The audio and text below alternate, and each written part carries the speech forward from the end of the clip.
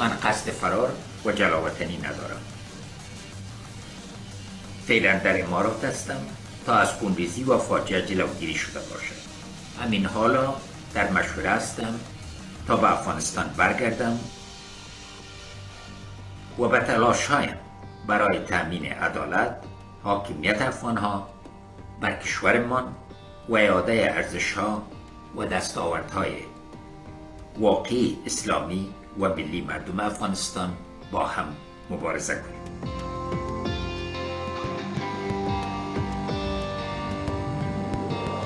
من با یک پیراهن و تنبان، یک واسکت و یک جوره چپلی مجبور به ترک وطن شدم.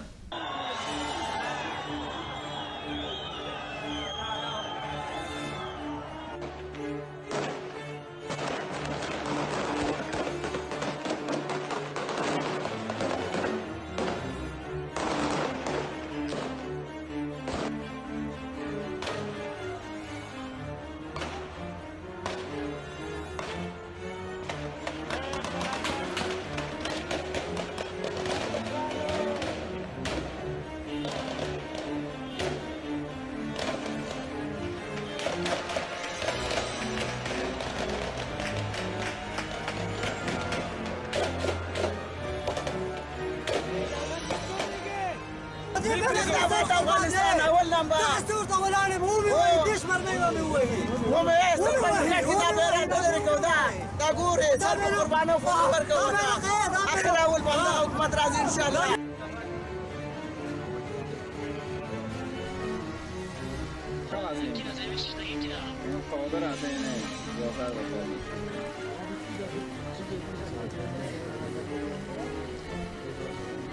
من از افغانستان، افغانستان طالبان، افغانستان وضعیت بسیار خراب بود.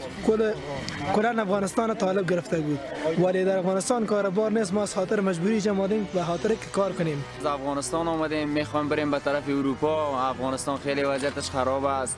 دیگه طالبان آمده در افغانستان، اصلا سر میبرند. دیگه کاروبار نیست در افغانستان. بدبخت بیچاره آواره شدیم. این مرزا را زده آمدیم و به اینجا رسیدیم.